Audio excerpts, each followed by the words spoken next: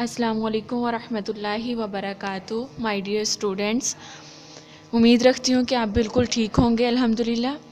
और मेरी दुआएं हैं कि आप लोग हमेशा खुश रहें, हमेशा तंदुरुस्त रहें। जी, आज की हमारी मंडे वाले दिन, आज मंडे है तो हमारी आज की असाइनमेंट स्टार्ट हो जाएंगी क्लास 2 की, जिसकी है कि आपको मैं इसका थोड़ा सा शेड्यूल बता दूं कि आपने इसका क्या करना है। मंडे है, आपने सबसे पहले बिस्मिल्लाह पढ़ के अपना असाइनमेंट स्टार्ट करनी है। उसके बाद आपने अपना नेम लिखना है और मंडे वाले दिन आपका सिर्फ ये वाला वर्क होगा, ठीक है। आपको वन डे का जो है वो मैंने मेंशन किया हुआ है, उसके मुताबिक आप लोगों ने डेली का अपना काम कंप्लीट करना है। जैसा कि सबसे पहले आपका है नूरानी कायदा। नूरानी कायदे में आपको ये सारे मुखारिज दिए गए हैं, ये आप लोगों को क्लास वर्क में करवाए गए हैं, ठीक है। इनको आपने क्लास वर्क में जो मैंने करवाई है इनकी प्रैक्टिस करनी है 20 टाइम्स, ठीक है। मैं आपको थोड़ा सा भी पढ़ के बता दूंगी कि आपने कौन से लफ्ज़ को कितना लंबा करना है और कितना छोटा करना है। उसके बाद इनको आपने यहाँ पे अपनी कॉपी से देख के आपने यहाँ पे इनको राइट करने, इन सारों के मखरिज लिखने हैं, ठीक है। और नीट एंड क्लीन लिखने हैं, छोटा छोटा करके लिखना है जो इन्हीं लाइनों के अंदर आपका कंप्लीट आ जाए। लेकिन एग्जाम्पल्स नहीं लिखनी, ओनली आपने इनके मखारिज लिखने हैं। और बाद में इनको अच्छी तरीके से याद करके घर में अपनी मदर या फादर या सिस्टर किसी को भी सुनाने के बाद आपने अच्छे तरीके से याद कर लेना है। याद करने के बाद उनको सुनाना है, और सुनाने के बाद जब आपको लगता है कि आपका बिल्कुल पक्का ये अच्छी तरह याद हो चुका है तो फिर आप इस बॉक्स में टिक का निशान लगा देंगे, ठीक है, कि अब हमने याद कर लिया है। उसके बाद सेकंड नंबर पे है आपका अम्मा पारा। अम्मा पारा आपने सूरतुन नास है मुकम्मल हिफ्ज़ करनी है, और इसको आपने ज़ुबानी याद करने के बाद यहाँ पे टिक का निशान लगा देना है। और ये सॉरी आपके यहाँ पे ये याद लिखा हुआ है मैंने, यहाँ पे आपने अमल लिखना है, ठीक है।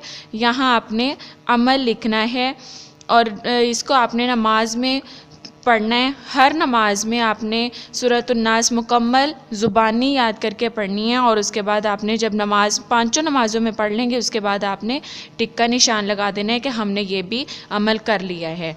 उसके बाद आपका सेकंड पेज आ जाता है जिसमें आपका ट्यूसडे का काम है,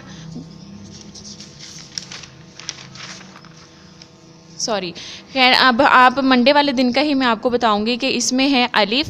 अलिफ़ जैसा कि मैंने आपको बताया कि इसका कोई वो नहीं है कि ये फर्स्ट होगा या ये ज़्यादा लंबा होगा, नहीं होगा, ये सिंपल पढ़ा जाएगा।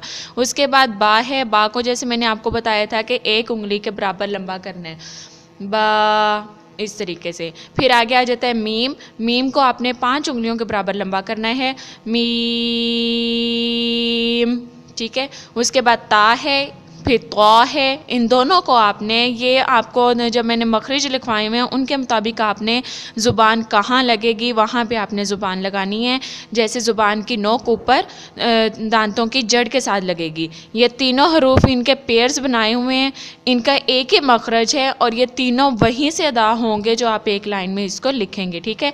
उसके बाद इसको अब अदा कर रही हूँ मैं, ता, तो, दाल, ठीक है।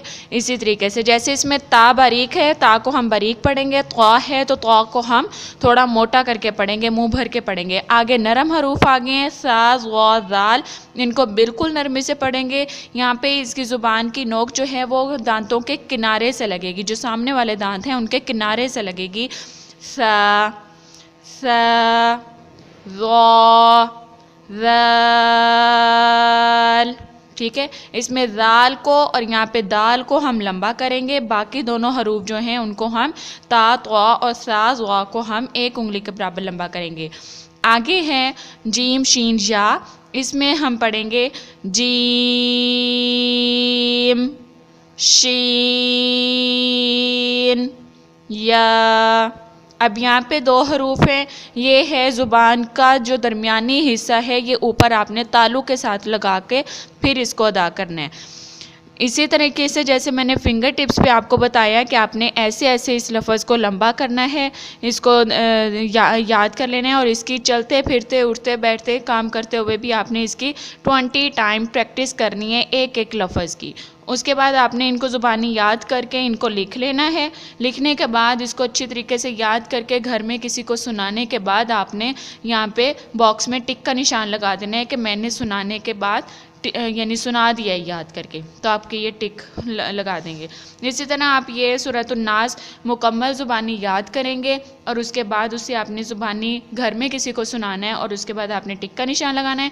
फिर उसके बाद अमल जो आपने करना है वो आपने इसके आगे इसको हर नमाज में, पांचों नमाज़ों में पढ़ने के बाद आपने यहाँ पे टिक लगाना है कि मैंने ये अमल कर लिया है। अमल करने के बाद टिक लगाना है, पहले टिक नहीं लगाना। इसी तरीके से ज़ुबानी याद करने के बाद, सुनाने के बाद आपने टिक लगाना है, पहले टिक नहीं लगाना। ठीक है, आज का आपका इतना ही लेसन है। और उसके बाद आपकी राइटिंग आ जाती है। राइटिंग को आपने करना है इस तरीके से, जैसे यहाँ पे आपने अपना नेम लिखना है और जैसे मैंने आपको क्लास में भी करवाया है वैसे आपने इसी तरीके से, जैसे मैंने ऊपर हेडिंग दी है, इसी तरीके से आपने राइटिंग को कॉपी करना है और नीचे सीधी सीधी लाइन में लिखना है। आपकी लाइन टेढ़ी ना जाए, इसीलिए मैंने लाइनें भी लगा दी हैं ताकि आप लोगों का नीट एंड क्लीन असाइनमेंट मुझे मिल जाए। आप लोगों के इसमें राइटिंग के भी नंबर होंगे। अगर राइटिंग के नंबर ना, आप लोगों की राइटिंग अच्छी ना हुई तो फिर राइटिंग के नंबर कट कर दिए जाएंगे। तो मैं उम्मीद रखती हूँ कि आप लोगों को मेरी बात समझ आ गई होगी।